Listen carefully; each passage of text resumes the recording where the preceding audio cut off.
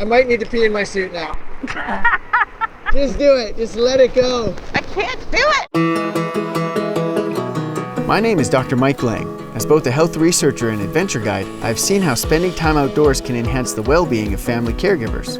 Ashley feels like she's caregiving 24 hours a day as a mom, pediatric nurse, and primary caregiver for her partner Daniel, who was diagnosed with ALS 5 years ago. Together with Dr. Lisa Bélanger, a behavior change expert, and our guide, whose name is FX, we are about to drop into a steep canyon and learn about the systems of support that can help us provide care to a loved one with a terminal illness. This is Caregivers in the Wild.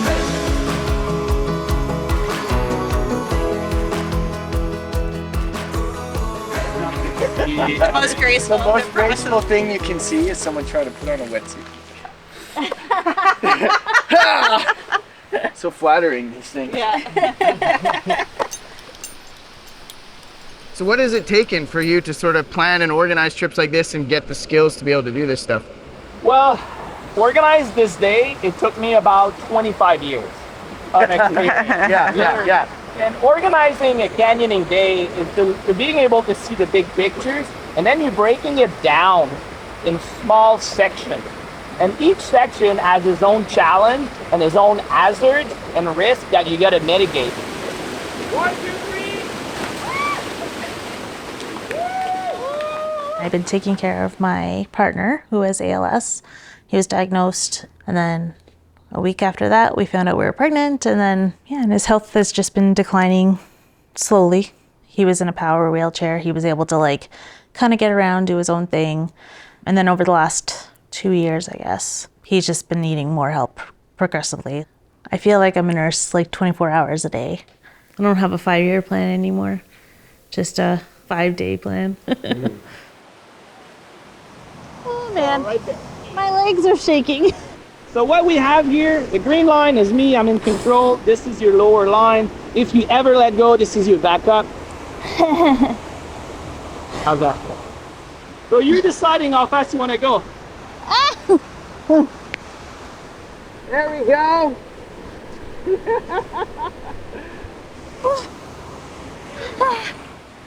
That was terrifying. That was amazing. That's not easy. It's one thing if you're I have to make it through for 3 weeks. It's very different when you're this is life. But when we get exhausted and when we get frustrated and when we have a lot of things coming at us, it's really difficult to manage. So setting up systems that encourage you along the way and keep you at your best. Well, yeah, we'll see what happens tomorrow. Tomorrow, I think, is going to be a little more intense. Are you ready for that? Yeah. Yeah? So knowing that we're going to be doing some more rappels, what does that make you feel? I feel okay, because I know FX got me. Yeah. Yeah.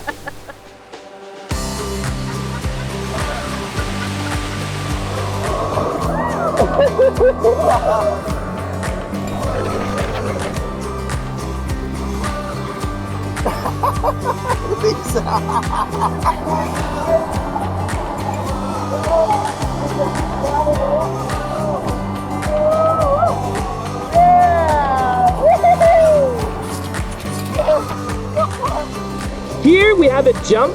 It's the point of no return. So as we jump here, it's very hard to go back up. The easiest way is just to keep going forward.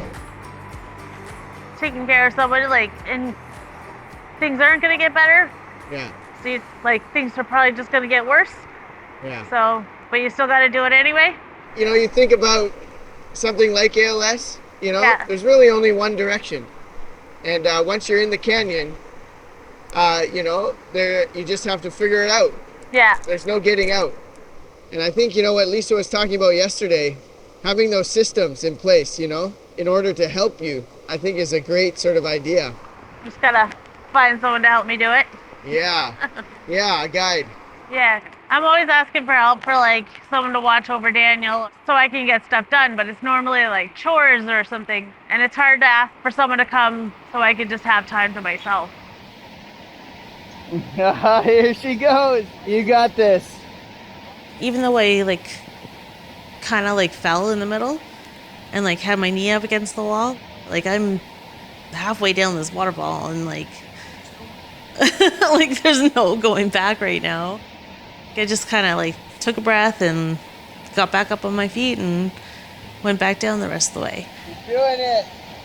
Once I got to the bottom, I felt so proud of myself. That was actually like a lot of fun. Yes. I've never been ziplining before. Never been ziplining? No. At first, I was like kind of terrified because I've never done one. So I was like scared that I was like gonna go flying into rocks really fast. They've done this lots before, and like they're not gonna just let me fall. So you sort of had that inherent trust coming in because they were a guide and they knew all the things. They'd been there before, right? Yeah. You know, like all the knots they tied in those ropes today was crazy, you know? like the little things that are life and death, you know? When you think of systems, it's anything to hold you up so that in the worst times and the busy times and the stressful times, these things still get done. And so I would love to push you to think about systems to help you as well, because you are the CEO. So like when you talk to a friend, somebody, and just say, I need 2 hours a week. Yeah, this is your time kind of thing. But that it is consistent, you know you can rely on it and you can do whatever you need and want with it. Yeah. Man, there's so many possibilities for simple systems like that, right? Like having a family member schedule your oil changes into their calendar, or having someone else coordinate childcare for the same afternoon every week, or you know, like maybe a family member could create a meal plan and do all the shopping 1 week every month. Oh, yeah. Right? Like, so, yeah, but like Lisa said, the only way that works is if it's something you don't have to think about at all, right? Yeah. And yeah, but you know, with a few systems like that in place, who knows how much more time that would free up for you to create more memories with Daniel.